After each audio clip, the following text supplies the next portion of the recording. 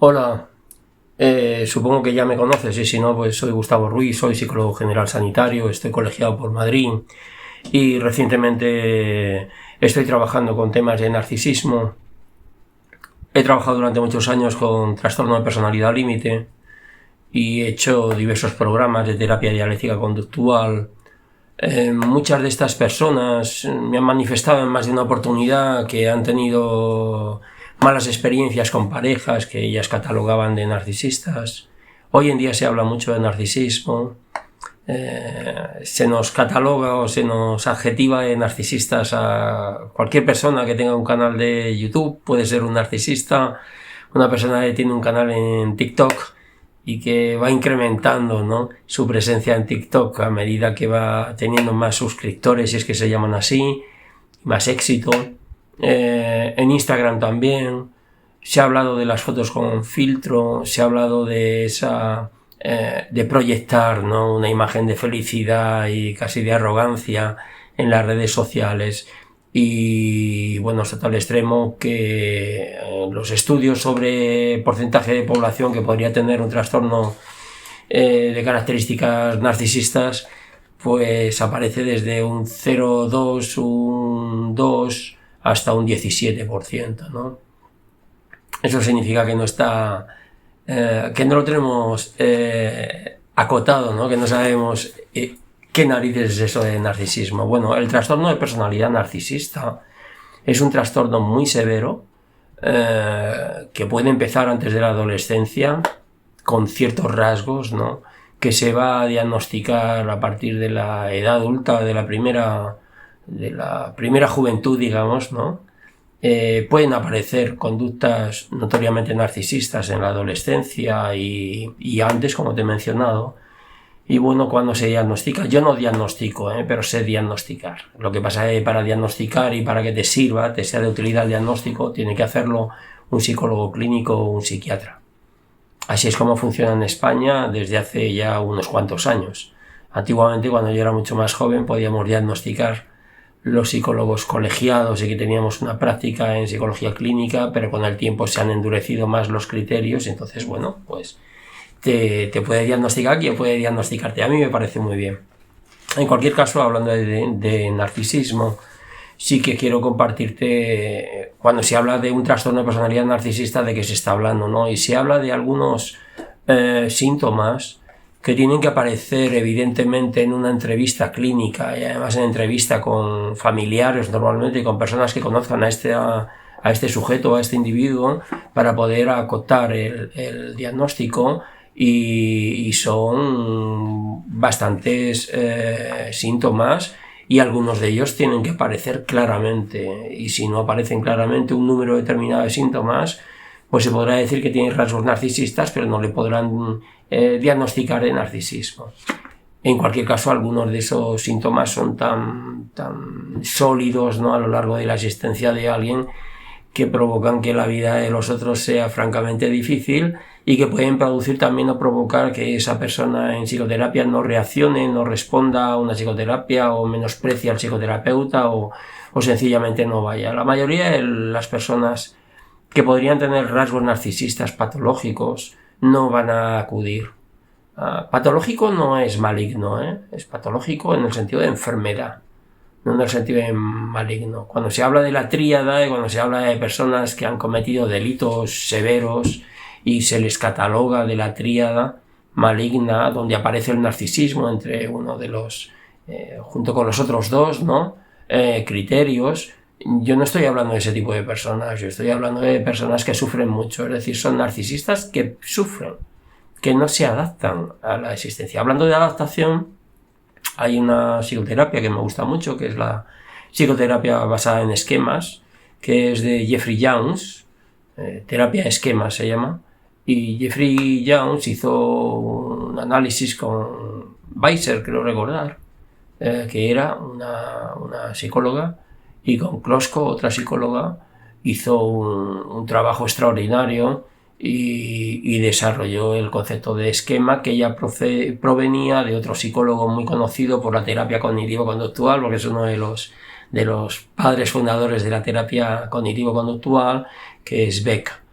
Beck ya hablaba de esquemas y Jeffrey Young pues los desarrolló, y los desarrolló en un modelo muy interesante de 18 esquemas, que además existe un cuestionario para evaluar los esquemas, y donde, fruto de diversos análisis factoriales que se han realizado, pues de esos 18 esquemas hay algunos que suelen aparecer en los trastornos de personalidad narcisista. Uno de ellos es el de grandiosidad o arrogancia, que todos reconocemos, ¿verdad?, como un rasgo narcisista. Otro es el de derecho o exigencia, que también lo reconocemos como muy emblemático de lo que entendemos por narcisista. Otro sería la autodisciplina insuficiente, que ese no lo reconocemos tanto, ¿verdad? Pero es curioso cómo el narcisista a veces tiene este esquema, o aparece este esquema de una autodisciplina insuficiente, lo que provoca que tenga conductas impulsivas, incluso que caigan adicciones, ¿vale? Otro es el de dependencia e incompetencia narcisista, por cuanto que tiene unos estándares que no puede alcanzar nadie. Probablemente ni tan siquiera él mismo o ella misma puedan alcanzarlos en muchas oportunidades. Entonces tienen como eso que denominamos autoimagen, ¿no? Autoestima, ¿no? Self-esteem, ¿no? La estima del yo. En esa estima del yo puede considerar que que no está completo, que tiene carencias, que es defectuoso, defectuosa, que no tiene competencia para hacer algunas cosas que le gustaría hacer.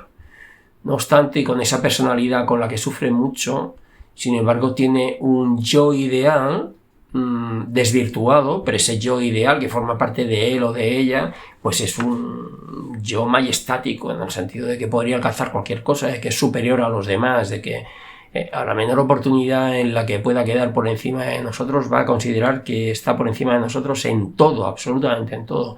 No solo en esa oportunidad en que habla alemán y nosotros no hablamos, o que habla muy bien o pronuncia muy bien inglés y nosotros no en eso, no en esa habilidad o competencia, sino en general, es decir, generalizará a partir de ahí, ¿no? Eso es importante. En la terapia de esquemas se intenta trabajar desde otro concepto que se denomina modalidad. Hay algunos otros esquemas, ¿no? Por ejemplo, el de búsqueda de aprobación. La terapia de esquemas es muy interesante porque a partir de un cuestionario identificas los esquemas, y a partir de los esquemas identificas cuáles son las creencias previas, ¿no?, o los modos de interpretar la realidad previos a que la realidad se produzca, es decir, cuáles son los más prevalentes en ti. Y a partir de ahí se puede trabajar para intentar sustituir esos esquemas que son desadaptativos tempranos, porque aparecen durante la infancia, en la hipótesis de Jeffrey Young, ¿no? Se van consolidando cuando somos pequeños, son heurísticos, son interpretaciones de la realidad, no están basados en matemática ni nada por el estilo, ni en contrastar hipótesis, ¿no? Son heurísticos, maneras de interpretar la realidad que vamos adquiriendo a lo largo de nuestra existencia, ¿no?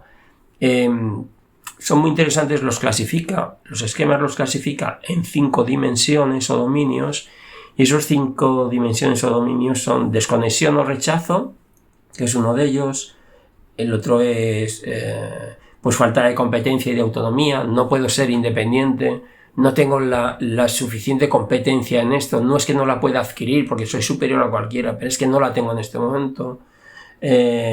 No tener límites, no tener límites lleva a muchos narcisistas a caer en la adicción y en conductas que, claro, como no hay límites, como no hay peligro de castigo, pues se sigue adelante con ellas, ¿no? No hay límites. Hay otro dominio de los esquemas muy interesante, que es el de que me dirigen los otros.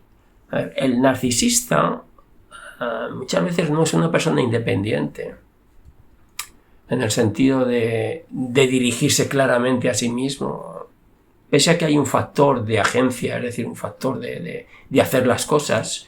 Los análisis factoriales, he hecho un pequeño corto hablando de los 3 factores que aparecían en algunos estudios relativamente recientes. Pues en ese factor de agencia es como pues aparece el liderazgo, hacer las cosas considerar que has tenido mucho éxito en algunas cosas, etcétera, es decir, que es una participación activa, ¿no? Hay otro tipo de narcisismo donde la persona es más apocada y todo está más en la mente y también en la relación con los otros, con los que me generan confianza o de los que no temo que me puedan sancionar, que me puedan castigar, ¿no? Pero ese narcisismo grandioso pues tiene mucha agencia y es un poco contradictorio en el sentido de que los otros me dirigen, ¿no? La idea de que los otros me dirigen es que yo no puedo expresar de una manera satisfactoria o saludable cuáles son mis necesidades, ¿no? Y no puedo expresar mis emociones, porque una característica también del narcisismo es que le cuesta identificar sus emociones y que a veces las desprecia. Además, entiende que las emociones forman parte de la pasividad en la que no quiere caer y que esa pasividad pues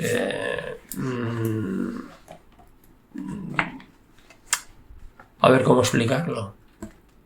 Esa pasividad no forma parte de él o de ella porque ella es muy arrogante, aunque no sea independiente, pero es muy superior a los demás, tiene unas características y un valor por encima del que podríamos alcanzar cualquiera de nosotros, aunque esté por debajo económicamente, físicamente, a la hora de ser reconocido por los demás como una persona valiosa para la comunidad, etcétera. Puede estar por debajo de eso y no obstante considerar que está por encima. Lo que sucede que o no quiere demostrarlo o no ha tenido la oportunidad todavía o se la has quitado tú, ¿no? Porque el narcisista suele ser bastante envidioso. Quería para terminar con esto hablarte por encima de los síntomas que te he mencionado antes a la hora de diagnosticarlo, y los síntomas sería pues tener un sentido de la importancia personal grandioso, la grandiosidad.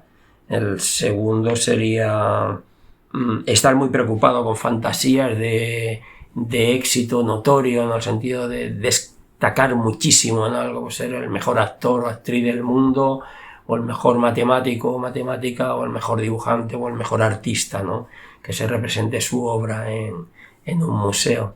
Aunque haya dejado hace 5 años de pintar, no pinte absolutamente nada, pero en esa fantasía mantiene que si lo hiciera podría lograrlo, podría obtenerlo.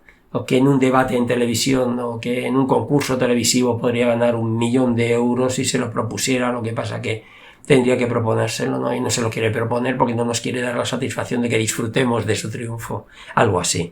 Es un pensamiento muy particular. Se cree que es especial. Tal cual, es especial, es superior.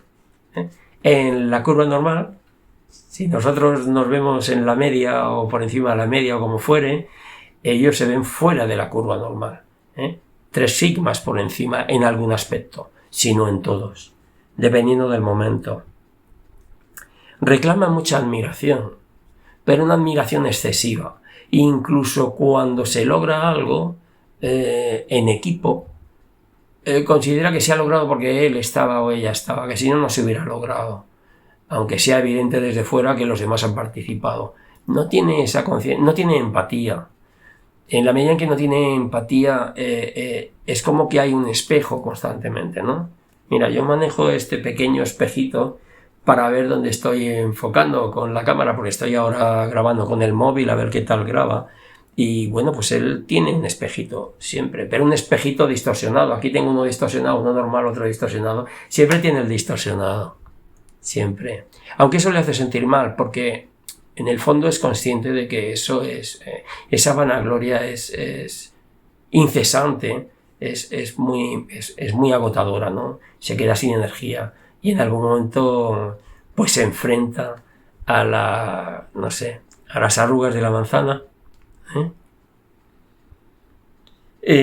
Otro es se siente legitimado, es decir, puede hacer demandas absolutamente irrazonables en algunos momentos a su familia, a su pareja, a un amigo. Puede hacer demandas que son irrazonables. ¿Qué podría ser una demanda irracional?